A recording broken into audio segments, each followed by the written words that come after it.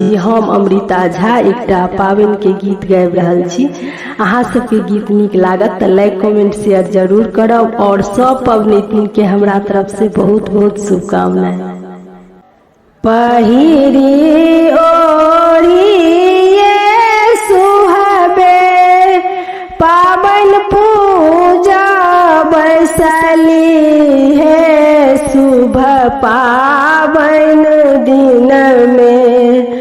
पहिरी ओढ़िए सुहाबे पावन पूजा बैसली है शुभ पावन दिन में।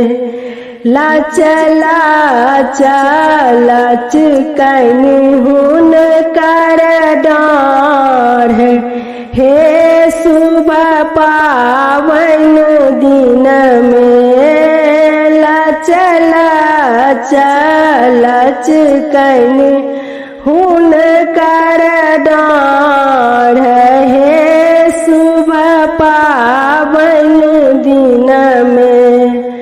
घोड़बा चढ़ल बथिन दुल्हार सिलबा हे शुभ पावन दिन में।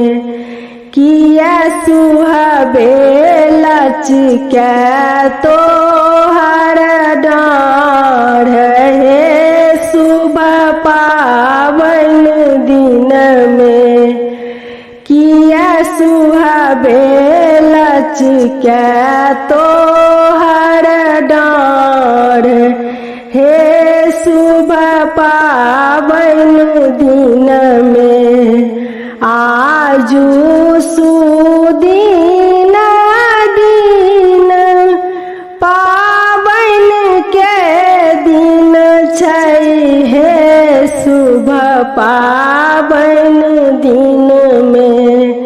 सासुर सौतै भरिया भार हे शुभ पावन दिन में। सासुर सौतै भरिया भार हे शुभ पावन दिन में।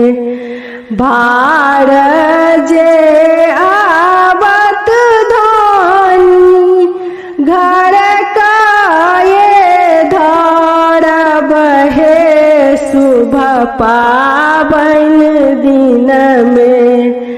भरिया के करब विदाई हे शुभ पावन दिन में। भार जे आवत धनी घर का ये धरब हे शुभ पावन दिन में। भरिया के करब विदाई हे शुभ पावन दिन में।